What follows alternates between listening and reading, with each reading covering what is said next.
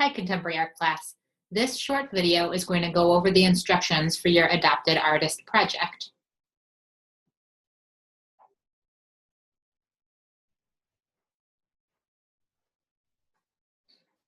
Here we go. So we've been talking about this project throughout the semester, but this video will help you just make sure you know what the basics are, just in case you missed it in class or you're just feeling a little unsure.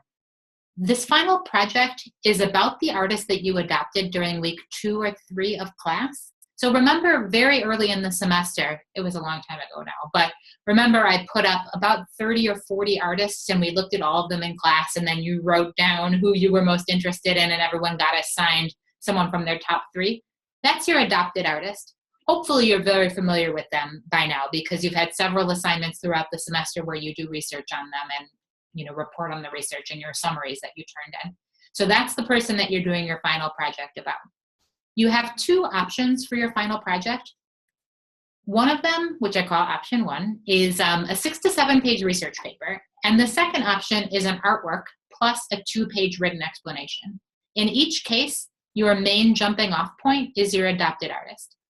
So let's start by talking about option 1, the 6 to 7 page research paper.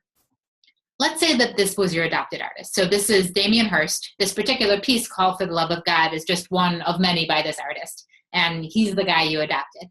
If you decide that you're going to do a research paper, so option 1, what you do is figure out some specific angle that you can take that's your own interesting perspective on Damien Hirst. So for example, this piece that we're seeing right here, obviously it's about death, right? It's a skull, it's encrusted with diamonds, so I guess it's about wealth too. But death is one of these big themes in art. We see artists throughout time addressing it in different ways. So something you could do is find 3 artworks that look at death in very different ways. They could all be contemporary, or you could look at artworks from different periods and have one of them be Damien Hirst's work. And then your paper could compare and contrast those and look at the cultural and historical reasons why the artist took that particular perspective on death. So that would be a great paper. It would be interesting, and it would also really have a specific angle on how you look at Damien Hirst. Here's another option. Let's say that you're interested in controversy. Damien Hirst is one of the most controversial contemporary artists. People really hate him. There's lots of different reasons why. Sometimes I don't understand it myself, but he's definitely a hateable artist. And so that could be something that you examined. Why do people hate him? What do they hate about him? Why is he still so successful anyway? What kinds of artists have other people really demonized over time and why? So your paper could take that perspective of looking at a controversial artist and trying to kind of weigh his role historically and figure out how that role was formed. So those are 2 kinds of options. There's dozens of different interesting perspectives you could take on your artist. So to recap, for your research paper, option 1, so this is if you do the research paper, not the artwork, your adopted artist is your jumping off point. And then you make a specific argument about them in relation to an interesting theme.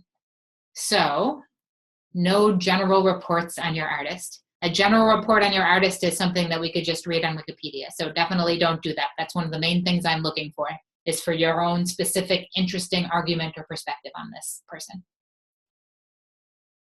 Now let's say you go with option 2, which is artwork and a 2-page explanation. So for this, you're going to make something that's inspired by your adopted artist. Again, let's say that it's Damien Hirst. So if this is the person you adopted, but you want to make an artwork, you should look at all different work by him and learn about him, and then pick something about him that you're drawn to visually. Maybe one of his themes, the kind of content or stories he tells. Maybe one of his techniques is something that you're interested in. And then after thinking about it long and hard and researching that particular subject or technique, you should develop your own plan for a version of that artwork that you can make. It can be in any form. I had students do performances and videos last semester. I had someone make a book one time for this. I've had people make paintings and drawings. All different kinds of artwork are fair game as long as you can claim a thoughtful, reasoned connection to your adopted artist. So I'll show you an example of something that a student who adopted Damien Hirst last semester did. So this is my student, Tia, who did this project. And what she chose to do was look at lots of different artworks by Damien Hirst and pick her favorite. And the thing that she was really drawn to are these very weird paintings he was making that are made out of bugs. You look close, you see these are all insects or different kinds of bugs. So he made this series of paintings that look like sort of beautiful psychedelic paintings, but then they're made out of these little dead bugs very carefully placed. They've got this very eerie kind of feeling.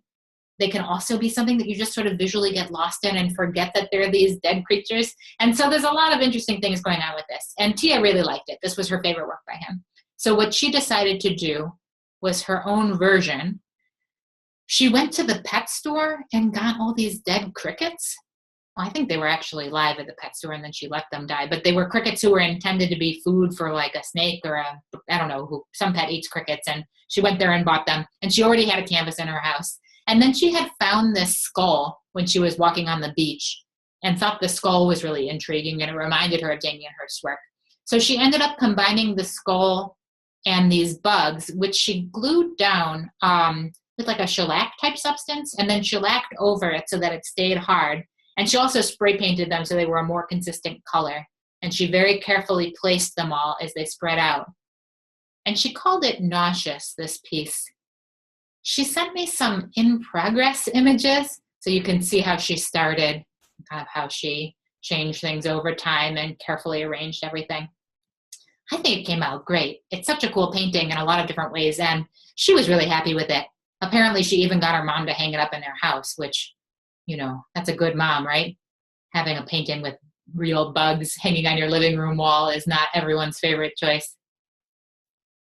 So after Tia did this, she then wrote her 2-page explanation, which was basically a page explaining his bug paintings, talking about Damien Hirst's bugs, what he meant by that, what she learned about it, and then another page explaining how she did this and why, what this meant to her, what the title meant, why she made the particular choices that she did.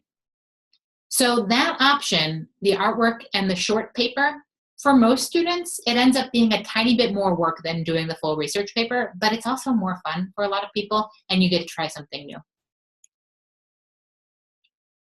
No matter which option you pick, the research paper, which is option 1, or the visual artwork plus 2-page paper, which is option 2, you'll have to do a presentation. So you cannot escape the presentation. I know many of you might want to. This is a 10-minute in-class presentation about your work where you'll either present your research and do a PowerPoint showing all of the images from your artist that you learned about and presenting your specific angle on them, or you'll do that for maybe half the presentation and then present your own artwork that you made. We'll talk about that more later. I think I'll make another video, but either way, keep in mind that there will be a presentation component. One other thing to remember, even though you're watching this video, read the written instructions too. They're on Blackboard in the assignment area. There's lots of nitpicky things that you need to know, like how many sources, how should you cite them, what should your format be. I'm not going over that right here. Just make sure that you read over those written instructions before you finalize your work so you can be sure you get every little thing exactly right. All right, so good luck with it. I'm really excited to see what you guys make. And that's it.